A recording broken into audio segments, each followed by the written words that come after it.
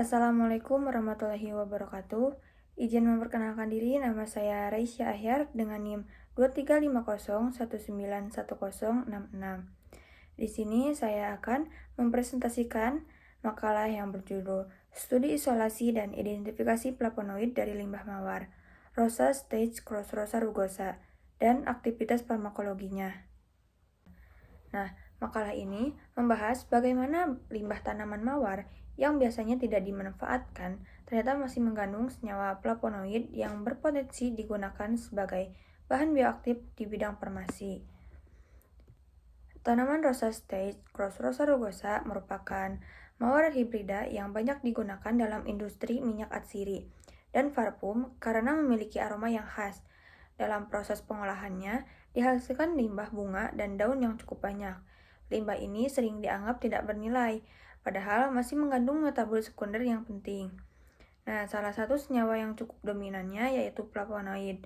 Oleh karena itu, penelitian ini dilakukan untuk melihat potensi pemanfaatan flavonoid dari limbah tanaman tersebut. Selanjutnya, potensi senyawa flavonoid. Flavonoid merupakan senyawa polifenol alami yang banyak ditemukan pada tumbuhan. Senyawa ini dikenal memiliki kemampuan sebagai antioksidan karena dapat menangkap radikal bebas. Selain itu, flavonoid juga memiliki aktivitas biologis lain seperti antipoliratif, antiinflamasi, dan antimikroba. Dengan adanya berbagai manfaat tersebut, flavonoid menjadi senyawa yang penting untuk diisolasi dan dimanfaatkan lebih lanjut. Nah, selanjutnya, tinjauan tanaman Rosa stage Cross-Rosa rugosa. Tanaman yang digunakan dalam penelitian ini adalah Rosa stage Cross-Rosa rugosa atau dikenal juga sebagai Gooseberry Rose. Tanaman ini merupakan hasil persilangan antara Rosa stage dan Rosa rugosa dan memiliki ciri khas bunga berwarna merah muda, memiliki aroma yang kuat, dan daun yang agak keriput. Tanaman ini juga banyak dibudidayakan sebagai bahan baku minyak mawar. Menariknya, limbah hasil penyulingan tanaman ini masih menyimpan kandungan flavonoid yang cukup tinggi. Selanjutnya dilakukan preparasi sampel. Sebelum dilakukan ekstraksi, limbah tanaman harus melalui tahap preparasi terlebih dahulu. Sampel ini dikeringkan agar kadar airnya berkurang sehingga senyawa aktif tidak mudah rusak. Setelah itu, sampel dihaluskan menjadi serbuk. Tujuannya untuk memperbesar luas permukaan sehingga pelarut dapat menembus sampel lebih optimal. Tahap preparasi ini sangat penting untuk mendukung hasil ekstrak yang maksimal.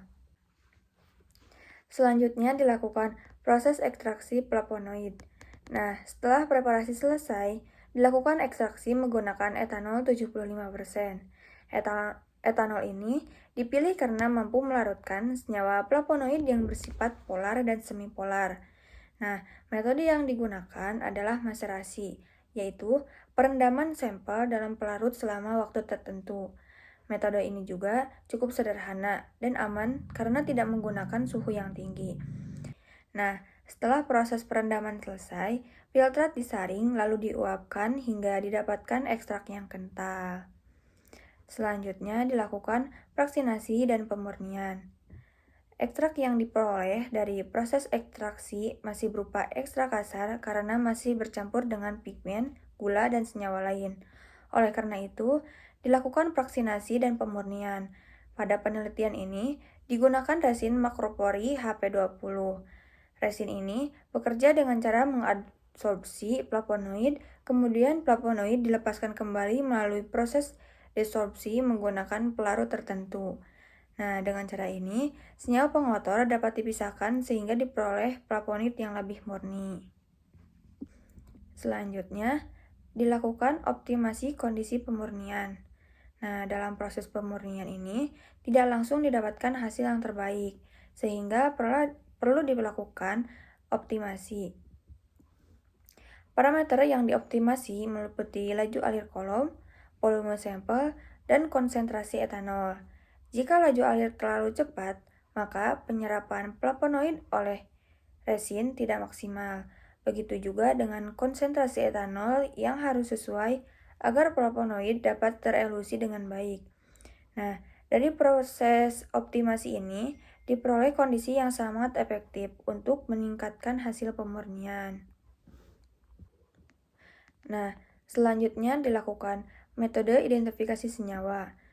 Setelah diperoleh ekstrak yang lebih murni, langkah selanjutnya adalah identifikasi senyawa flavonoid.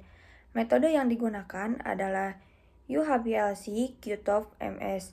Alat ini mampu memisahkan senyawa dalam campuran sekaligus mendeteksi massa molekul dan pola fragmentasinya. Dari data tersebut dapat diketahui jenis-jenis flavonoid yang terkandung di dalam ekstrak.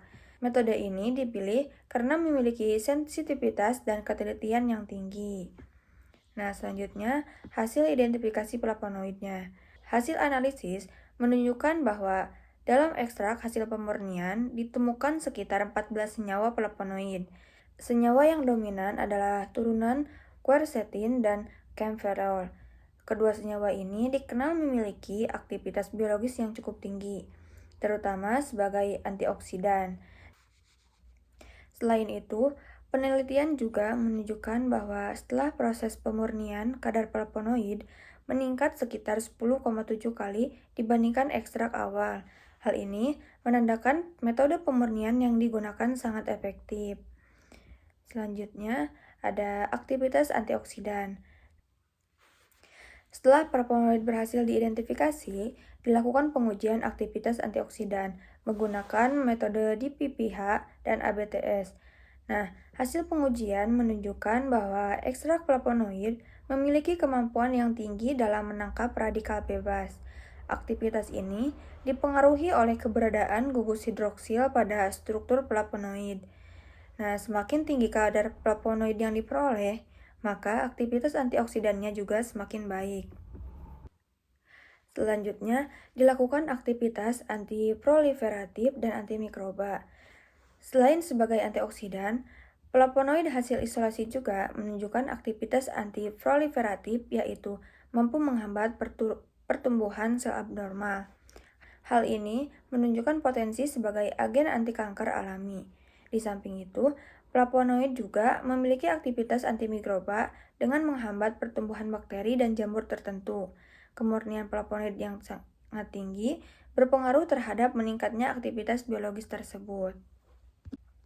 Nah, kesimpulannya, berdasarkan hasil penelitian, dapat disimpulkan bahwa limbah rosa stage cross rosa rugosa masih memiliki kandungan flavonoid yang cukup tinggi.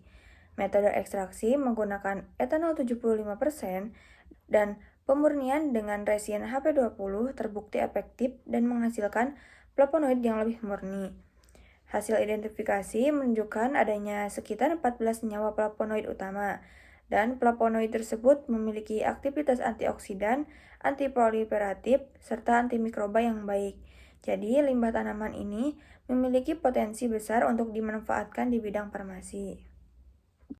Sekian presentasi dari saya. Terima kasih atas perhatiannya. Wassalamualaikum warahmatullahi wabarakatuh.